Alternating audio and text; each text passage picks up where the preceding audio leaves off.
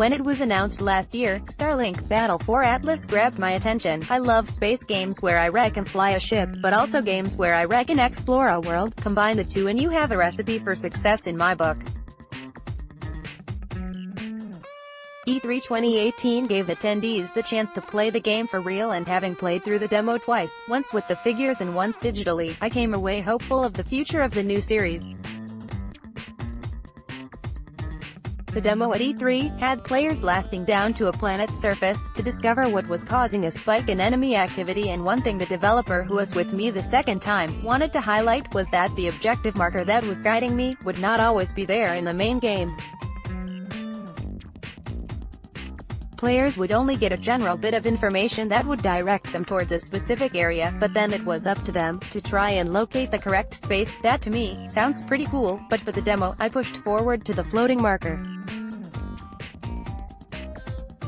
Now if you have seen any of the demos that Ubisoft had shown of the game at E3, then you would be happy to know that what I played was the same. The only difference was how I approached things, and given I played twice, each time I played differently.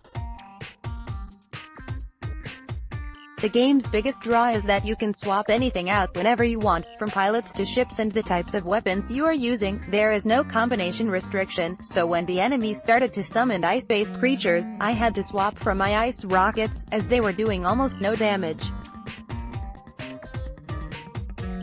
Playing with the ship on the controller meant that all I had to do was pull the weapon module off the ship and then snap a new one in its place, and within moments of completing the action, the new weapon was ready for use. Digitally, it required a little more effort, pausing the game and then jumping to the right screen. Once there, you would select the piece of the ship you wanted to modify, as you can select a number of items. It took a bit to get the right one, then once selected you were presented with a list of options available to you.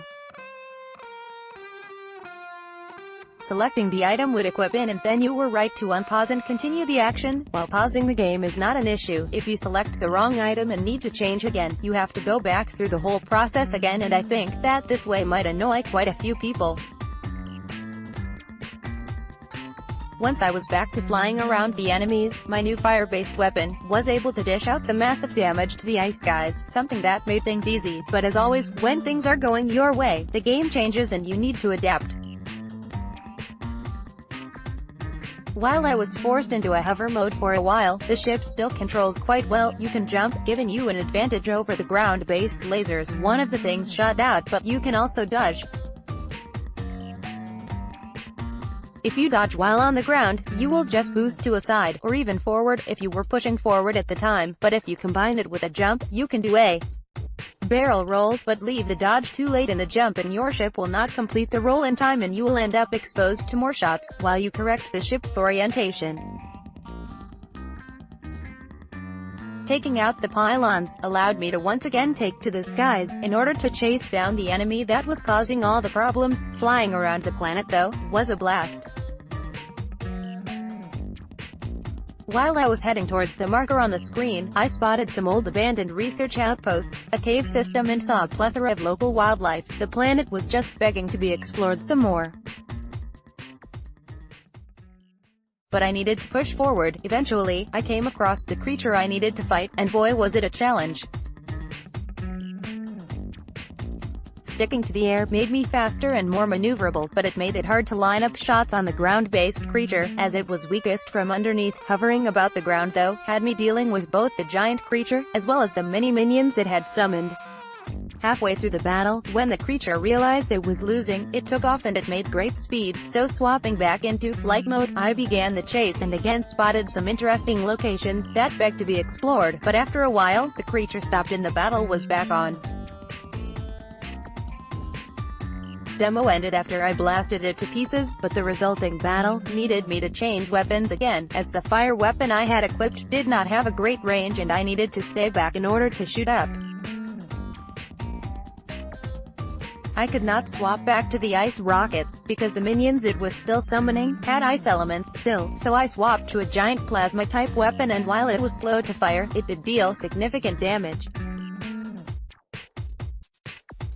By the end of my second playthrough, I knew I wanted more of the game. Even just getting a chance to explore some of those locations I discovered would have been enough, but nope, I need to wait until the game is released. It will be interesting to see how Split ends up falling. Will people go for physical, or will digital be the route they go? I think I will get the game on Switch and go digital myself, and while the ships are cool, I don't have any sort of connection to them, something I had with Disney Infinity and LEGO Dimensions, excluding the R-Wing of course, so going physical would be a stretch, even more so, given their size and how much space they will consume. Starlink Battle for Atlas is a game that I want to be good. For the toys-to-life stuff, I could take it or leave it, but open space combat and planet exploration, sign me up.